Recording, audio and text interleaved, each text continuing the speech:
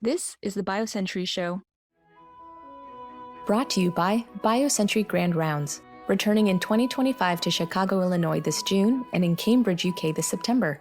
Connect with VCs, academic innovators, and biopharma R&D and BD leaders to explore groundbreaking advancements in early-stage R&D and dive into disease biology, therapeutic modalities, and enabling technologies. Learn more at biocenturygrandrounds.com.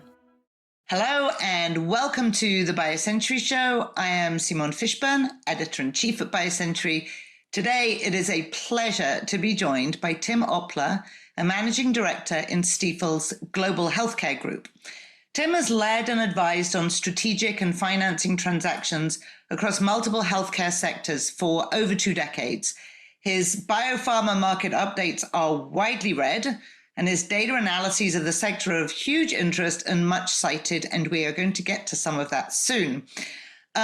Before jumping in with both feet into, what am I going to call this, Tim? The dark side or the light side of banking? The light side. The light side of our industry and banking. Tim was a professor in the finance department at Ohio State University.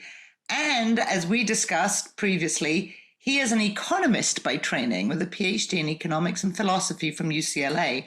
I expect that will feed into his answers, which are incredibly interesting when he goes down this road. So I want to start by talking about some of the broader issues in the sector, Tim, FDA, financing in China, and then we will dig in a little bit deeper into some of the areas of innovation that you're particularly interested in. And I am going to start with FDA, first of all, because there's been a lot of concern about how FDA is going to operate, in part due to the cuts, and in part due to the priorities and views of HHS Secretary RFK Jr., Robert F. Kennedy Jr. Your last market update was fairly bullish about FDA. So tell us what you're looking at and what the principal signals are. I mean, the way I put it is the first foot that the Trump administration led with FDA was frankly a bit on the offensive side. So you think about it, a lot of physicians choose to work for the FDA. There's over 1,000 physicians that are reviewers at the FDA or in management. And they started getting these emails from the Trump administration asking them to list their 5 accomplishments of the week. Could you imagine if any of us got such an email? And so, that didn't necessarily go well. And then these guys that the FDAers called Doge bros started showing up who were not themselves doctors, who were sort of asking people like, what do you guys do? What's going on? And then the next thing that happened is that there were a bunch of headcount cuts that were announced. So that was not a good foot. And it wasn't surprising to see a lot of really good people leave, such as Peter Marks. So why am I optimistic about what's going on? After these Doge guys left, then we got a reasonably solid FDA commissioner appointed, Martin Makary. He's a surgeon from Johns Hopkins. Yes, if you read his books, he's, a bit oppositional, pointing out that, sometimes we don't listen to others that are protesting. Well, I don't think that's an unhealthy view that Makary has. He has immediately gotten to work to sit down and speak with all of the key players at the FDA and management sort of saying, hey, did we break anything? Is there anything we can do better? And I think people at the agency, according to my friends there, have really calmed down. That doesn't mean that there aren't holes here and there, of course. In addition to that, I think quite interestingly, over the weekend, the FDA has gone out and said to biotech CEOs, please reach out to us. We'd love to hear your views.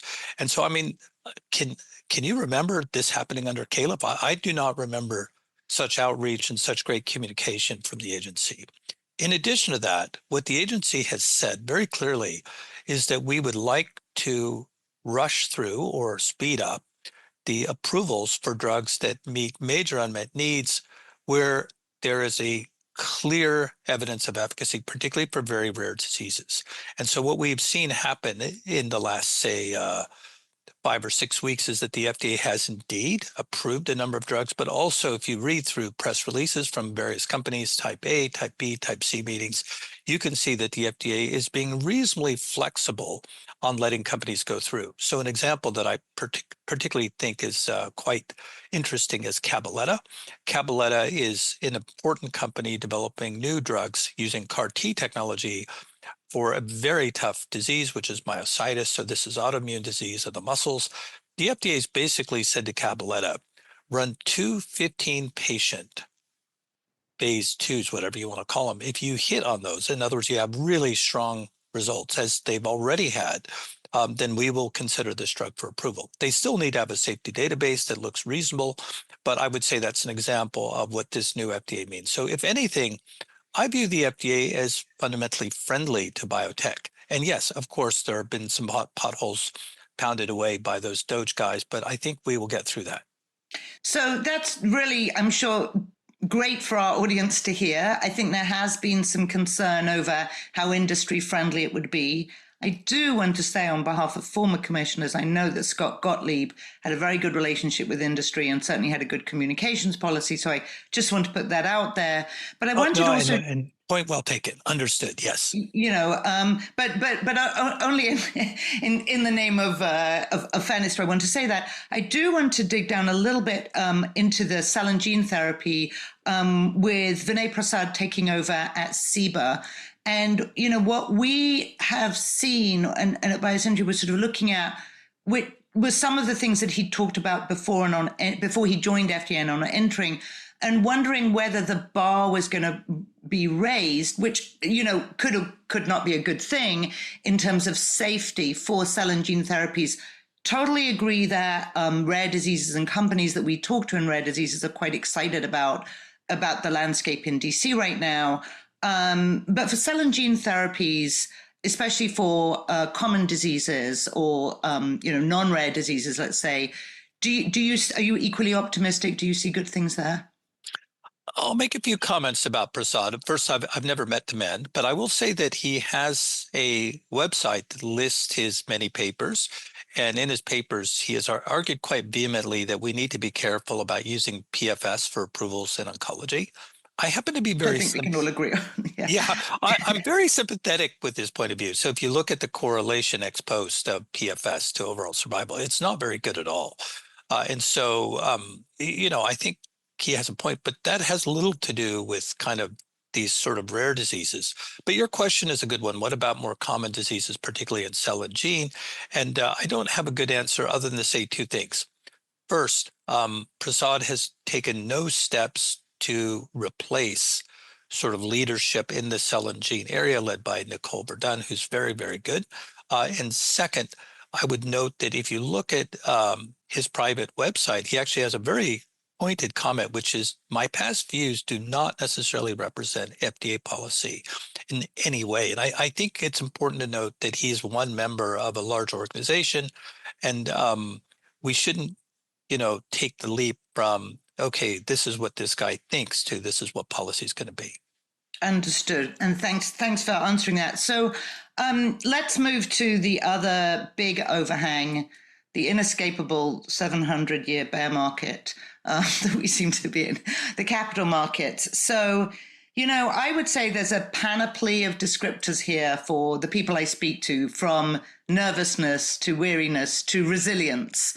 What is your outlook? And again, what are the signs within the markets that you think company CEOs should be looking at? I mean, it's a great question, and I wish I had, really crisp answer. What I will say is, if you look at past bear markets, there's really only one that looks and feels a little bit like this, which is the 2001 bubble. So when, that 2001 bubble burst, basically the markets were really quite lousy up through like 2005, 2006. And even when they recovered, the market was fundamentally different. In other words, it never went back to the heyday of 2000, where human genome sciences was trading for, many billions. It really didn't go back until the pandemic period. And so these brief periods of ebullience are unusual in our sector. So a few comments on sort of what's going on and what my own views are. And it's, I'm a banker at Stifel, which is, a very fine shop. A couple things. First of all, there does appear to be a bit of a mismatch between supply and demand. That is, it's easy to start a biotech company these days. It's relatively difficult to start a fund. And so the supply of capital versus the number of biotech companies being created does seem to be a bit mismatched. And so you see lots and lots of companies now trading at very low valuations, even negative enterprise value. The second comment I would make is that we do see an absence of generalists coming into the sector, which is what we did see in, say, the pandemic period. And I do fear that how should I say, the sophistication required to process, gene editing story involving some cassette of a certain size is just a little bit challenging for the generalists. And so what you see is that the market has really recovered at the high end. So companies like Vertex are doing well. And that's because a generalist can sort of understand and buy that story, but it's much more difficult to look at a phase one specialist sort of target biotech as a generalist. And so I think that's part of the problem is that the nature of the stories has shifted a bit and is working against the interests of the companies in the sector. So that is interesting. It kind of taps into I would call it a pet peeve of mine, which is that I don't think our industry does a very good job of making its innovations accessible and understandable to most people. And I think also that where I want to go with this is the answer, biology has become more complex. Our solutions have become more complex, right? Is the answer that the industry should become less reliant on generalists and find different ways of funding itself? Or is the answer that it should do a better job of explaining itself and making itself accessible to generalists? I mean, those are two very, very good questions. I think to kind of be like a politician and dodge your question, I'm going to say both. The answer to both should be yes. So we do need to work hard to get generalists into the sector, and we also need to do what we can to expand the specialist sector. And I think what's important to note is that what's going on right now, obviously, is there's tremendous policy uncertainty. In fact, the whole modus operandi of the Trump administration seems to be to create policy uncertainty. There'll be kind of trial balloons floated. We're thinking about this, we're going to do this, and then, it comes out in some executive order, but no one really knows, is that executive order real or not? And so people have no idea what's actually going to happen in the sector. And so, the effect of that is that limited partners in these specialist funds, which tend to be organized as hedge funds, not mutual funds, want to stay away. One thing I'll note is that some of the specialist funds that are organized as mutual funds, so think Fidelity or Janus Henderson, those guys are actually doing relatively better. And I think it's in part because they have more stable bases of capital. So if you will, these hedge funds, capital's flowing out right now. So they want to get money in. This is the time to be buying. But the LPs are looking at what's going on in the macro sense, saying, gosh, I don't know if I want to allocate to this. So you've got redemptions and so on. Yeah. Yeah. So we could talk for hours about any one of these things, but I do want to move to the third big issue that I think is, I wouldn't call it an overhang, but a factor in our sector, which is the rising competition from China. Now, at BioCentury, we've been following this space for over a decade. We believe that patients are global and that our industry is global. And we see that the expertise and innovation from China is becoming incredibly competitive. I don't think that's any more controversial anymore. Now, at the same time, I see or hear about three trends maybe among CEOs in the West. On the one hand, there are some who've sort of got their head in the sand like, oh, this isn't real, right? I don't need to worry about that. The others, there's a certain amount of fear about it, fear of a new source of competition, I suppose. And then a third is a certain number of biotechs, and we'll be writing about this soon, who are partnering with China companies to access the innovation, who are sort of leaning in, you could say. Now, you put out a note recently saying that about a third of pharma deals involved China-sourced assets. That caused quite a stir, okay? So break that down for us. What's in the data and what's in the response, and how do you see this space unfolding? I mean, it was very striking, right? Almost 40% of pharma deals last year were China source assets. And I suspect when we see the final numbers this year, particularly with that recent Pfizer VEGF PD-1 deal, the numbers might be even higher. So, I mean, partly what's going on is that later stage, let's say high quality assets in the US tend not to be available to pharma. So you can find kind of a similar, let's just call it good asset in China. So it's not that, pharma prefers Chinese assets or anything like that. It's just the quality that they're able to access is there. And one of the reasons for that is China's domestic biotech market is not as strong.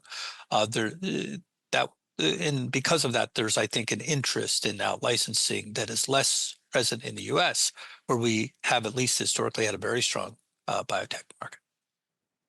So, do you think that this current trend is because China's got its own capital markets limitations, and so they need to access this capital from the West? I guess what I'm asking, whether you think it's transient or whether you think that there's going to continue to be sort of like an innovation engine for the West. I mean, I think there's no question China is going to continue to be an innovation engine. And the thing is, China is investing more. They've actually had a very nice recovery this year in their markets. And so they have capital at the very moment we do not.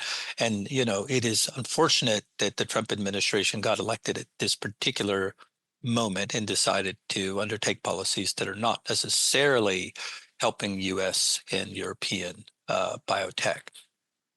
Yeah, and we have seen signs of life in the Hong Kong exchange with biotech IPOs, a couple recently. Yeah. We're going to go to a break now, and when we come back, we're going to dig into some of your specific areas of interest. The BioCentury Show is brought to you by BioCentury Grand Rounds. Grand Rounds. BioCentury's R&D conference will return in 2025 to the US and Europe to debate key bottlenecks in translation and unlock scientific breakthroughs with commercial potential. Connect with VCs, academic innovators, and biopharma R&D and BD leaders to explore cutting-edge advancements in early-stage R&D as we dive into disease biology, therapeutic modalities, and enabling technologies. Join us in Chicago this June after ASCO for the second BioCentury Grand Rounds US, and in Cambridge, UK this September for the inaugural Grand Rounds Europe. Register and learn more at biocenturygrandrounds.com.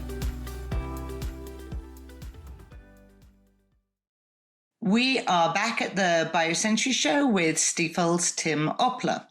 So, Tim, let's talk about some specific areas of innovation. Now, one that you told me you have a particular interest in is aging, or perhaps the biology of aging, and the opportunities for biomedical innovation. So, why are you interested and excited about this right now? I mean, I think it's fair to say that, there's the old saying that only bad men and British explorers are found out in the midday sun. And so if you look at the field of aging, it's only Silicon Valley billionaires and complete crackpots that have been, at least according to us, mainstream type people are interested in aging. Why is that? Well, I think the general view is that the field of aging has not been translationally ready. My perspective is that it is becoming translationally ready. And specifically, we understand the biology of why people die much better than we did, say, a decade ago. And in addition to that, there's quite a few translational opportunities that are available. And, I think the big tough question is, can you actually test the theory of aging? And I do think that there's been a lot of really good work done on how one might actually go about that. So I view the field of aging as sort of like the field of obesity, say 15, 20 years ago. It's essentially ready to be cracked wide open. So what about people who would say to you, should we be spending our money on extending the lifetime of people who are 70, 80, 90 or whatever, versus if there's only a limited amount to go around, should that money be going to diseases of childhood or diseases such as obesity, which will, help a broader range of the population? How do you think about that? I mean, I think the question you're asking is a relatively deep question. It gets really at sort of how societies should allocate resources. I mean, you could have asked the same question, 400 years ago when the average lifespan was 30, saying, should we try to keep people alive till 30 as opposed to try to get them to 40. So my perspective is that human life is inherently valuable, and there's no reason why we shouldn't make an effort to extend life. And I don't see those efforts as necessarily competitive from a resource perspective with those of younger people. And I actually want to ask another thing, which is there is a broadly held view that you can't get a drug approved for quote unquote longevity. But you told me that may not be correct. What are the opportunities here that are not the same as diseases of aging like Alzheimer's, but actually aging? Right. So this argument is complete nonsense. So the FDA routinely approves drugs that increase overall survival for whatever disease. And I've spoken to senior officials at the FDA and simply said, let's say I wanted to get a drug approved for aging. They said, look, this is how you have to do it.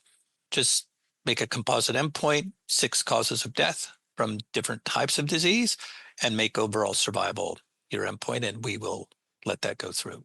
So you can't get a drug maybe approved yet for something like feeling senile or old. And, so that sort of thing's not going to work. But the FDA is all about survival. Okay.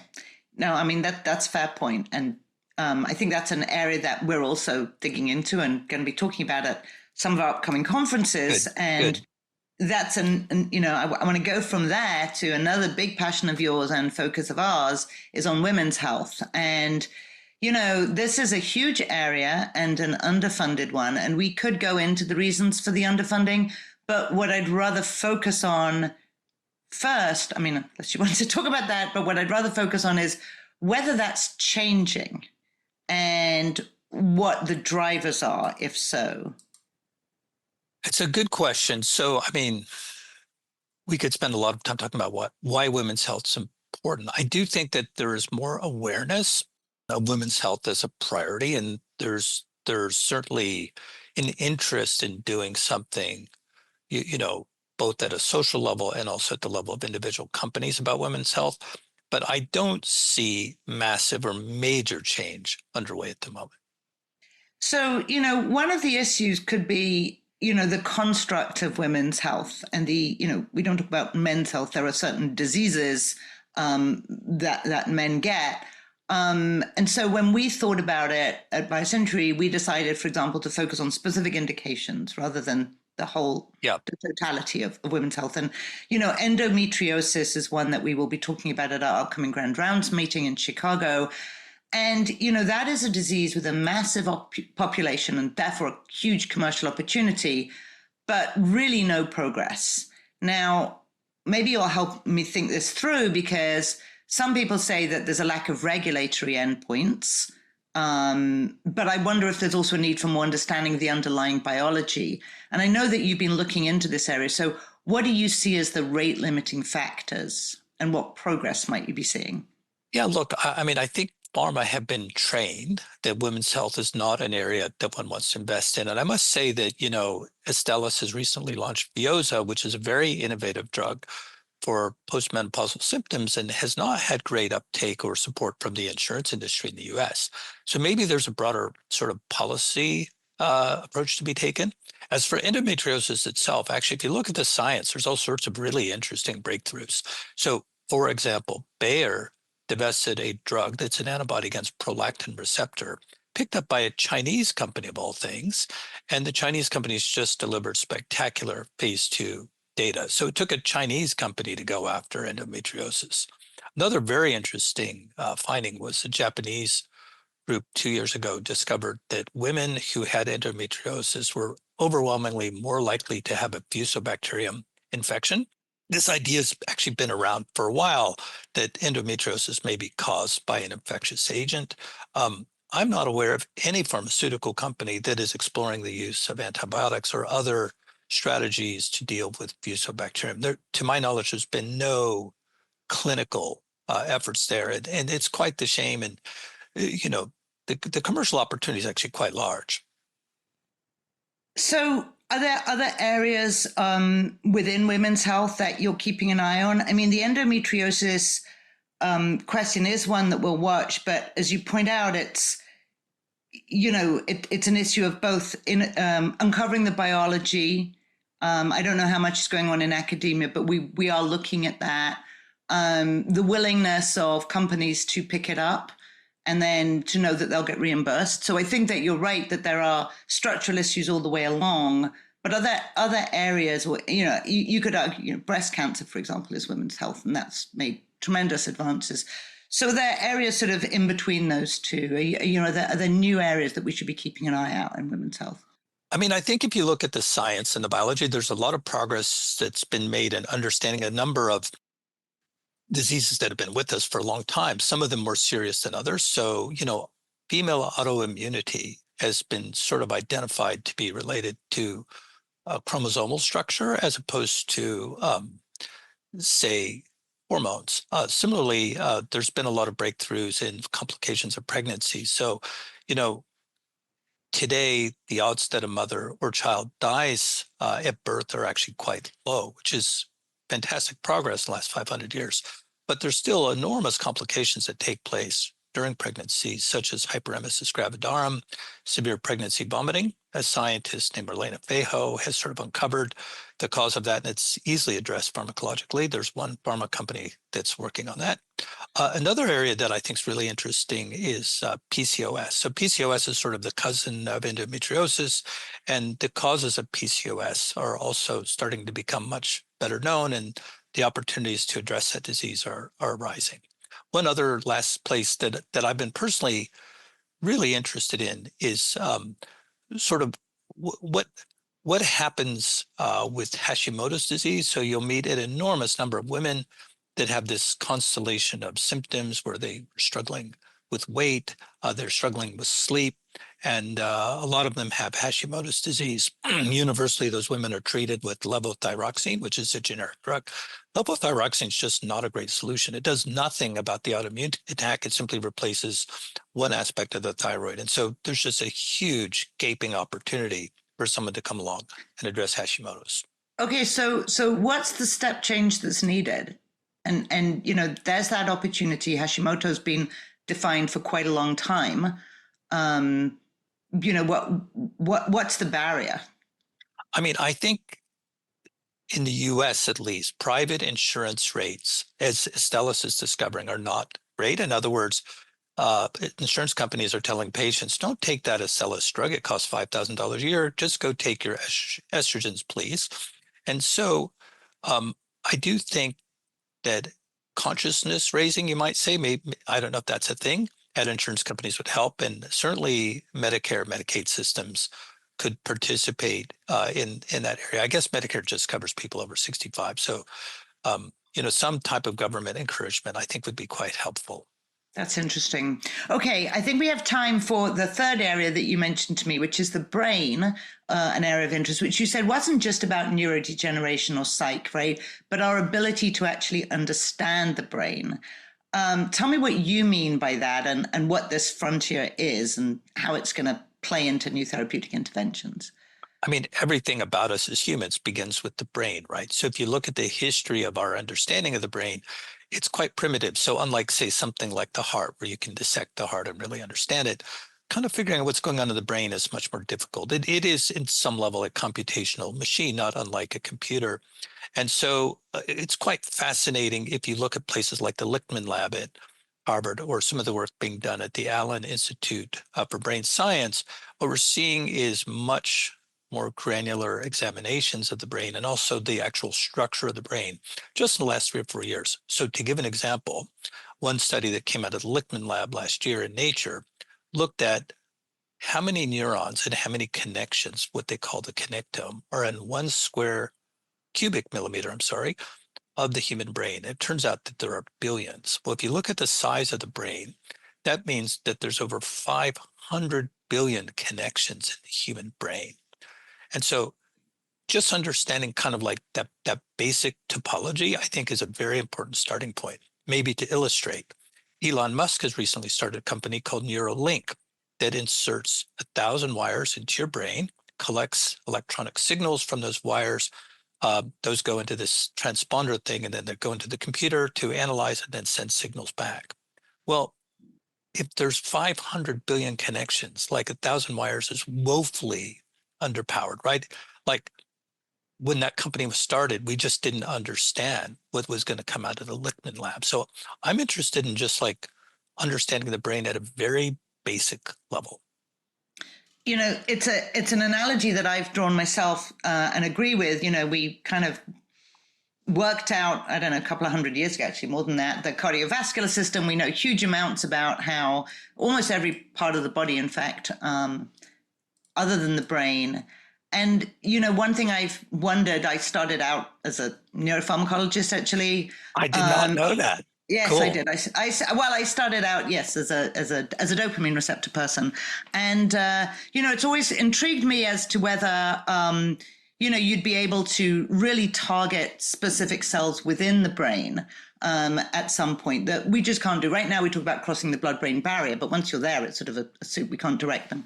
But actually, I wonder with what you're saying whether the future in neuroscience is in fact pharmaceutical or pharmacological interventions rather than other types of intervention. And how do you think that medicine is going to play out in that area? It's a great question. I'm not sure I have any of the answers. I can just sort of glimpse what's coming. But I will say that this field of bioelectronics, where you can essentially get an electrical impulse to a specific part of the brain, is very likely to be quite important. And there's some super exciting companies there. They're called BCI companies. So that area is really interesting. I will say this, that just this year, there was a very nice paper published on what's called the fruit fly connectome, actually all the connections in the fruit fly's brain. And it turns out to be bloody large.